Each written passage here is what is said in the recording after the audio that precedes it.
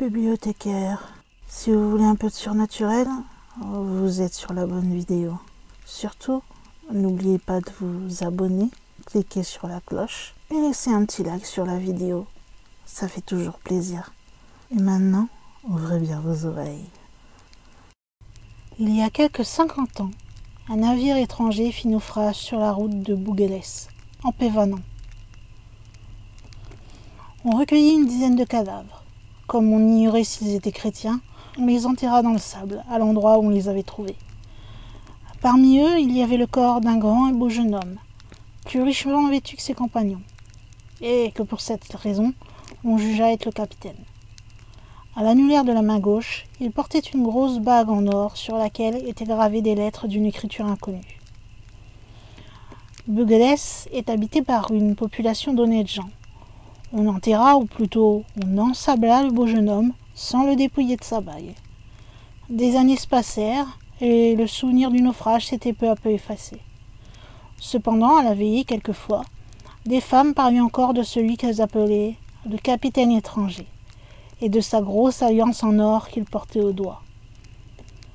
La première fois que Mona Parantoen, une jeune couturière des environs, entendit raconter cette histoire, elle ne fit que rêver toute la nuit de cette alliance qu'on disait si belle. Le lendemain, elle y songea encore, et le surlendemain, et tous les jours qui suivirent. Cela devint chez elle une hantise. Elle était passablement coquette, comme le sont beaucoup de jeunes couturières, et elle se disait qu'un bijou est fait pour briller à la lumière du soleil béni, non pour s'encrasser dans les ténèbres de la tombe. Longtemps, néanmoins, elle repoussa la tentation. Mais son métier même l'y exposait sans cesse.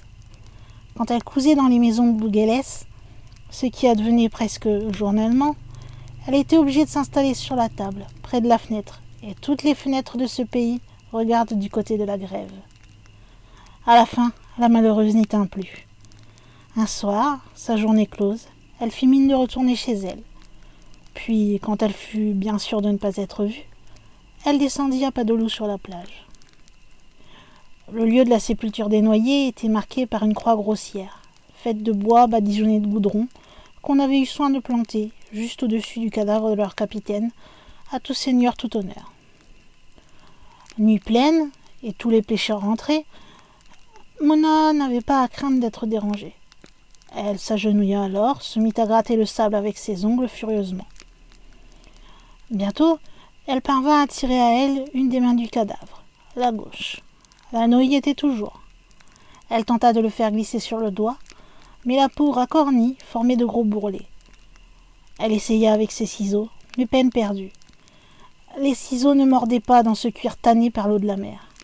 Alors, exaspérée, elle saisit le doigt à pleine bouche et l'arracha. Puis elle fit rentrer la main sous le sable, elle nivela celui-ci et épousseta son tablier en se relevant et s'enfuit en emportant la bague. Le lendemain, elle vint à son ouvrage, comme à l'ordinaire. Seulement, enveloppée d'un fichu de laine, elle était toute pâle. « Qu'avez-vous donc, Mona ?»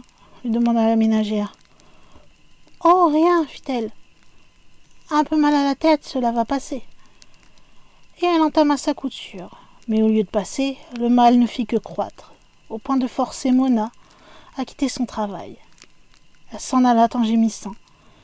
Elle disparaissait à peine au tournant du sentier qu'il se leva un grand tumulte dans le village. Des gamins qui jouaient sur la grève étaient subitement remontés, criant à tue-tête. « Venez voir ce qu'il y a au cimetière des noyés !» Tout Bouguélès, hommes et femmes, descendit derrière eux jusqu'à la mer. Quand on fut arrivé à l'endroit, voici ce qu'on vit. Au pied de la croix goudronnée, une manche de veste sortait du sable, et de la manche sortait une main. Et les doigts de cette main étaient affreusement crispés, sauf un, l'annulaire qui se dressait rigide et menaçant. On eût dit qu'il désignait avec colère quelqu'un, tout là-haut, dans les landes maigres qui dominent les petites maisons éparses des pêcheurs. À sa base, on pouvait voir une déchirure profonde qui formait une plaie circulaire. Une des femmes qui était là parla ainsi. « C'est le doigt de la bague, on la lui a volée et il la réclame. »« Réenfouissons toujours cette main, répondit un des hommes. Et ils la recouvrirent de sable. L'assistance se dispersa en échangeant 1000 commentaires.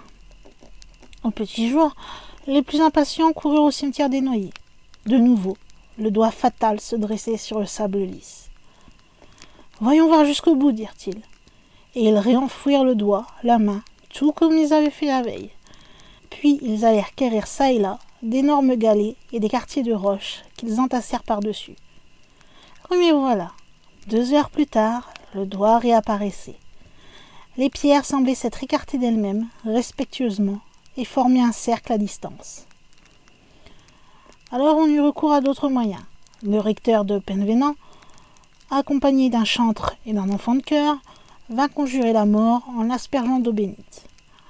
Mais apparemment le beau capitaine n'était pas chrétien, car il ne se laissa pas conjurer. « Il redemande son alliance !» répéta la femme qui avait parlé la première fois. Maintenant, chacun pensait comme elle. Mais où la trouver, cette alliance? Où la trouver pour la rendre? À ce moment, par la route goémoneuse qui mène à la mer aux maisons de Bugueles, apparaissait Mona Parentwen, la couturière. Du moins, les ménagères la reconnurent à sa robe de double chaîne et à l'élégance fraîche de son tablier. Mais elle avait la bouche tout entortillée de linge. Elle avançait lentement, exhalant une plainte sourde à chaque pas qu'elle faisait. Lorsqu'elle fut arrivée au groupe, elle pria du geste qu'on la laissa passer. Entre le pouce et l'index, elle tenait une grosse bague d'or. Les hommes voulurent faire un mauvais parti à Mona, mais elle écarta les linges qui couvraient sa figure et leur montra sa bouche vide de dents, pleine de pus. On se contenta de la fuir comme une pestiférée. Quant au capitaine étranger, depuis lors, il repose en paix, sa belle alliance d'or au doigt, et rêvant, j'imagine, de la douce qu'il lui avait donnée.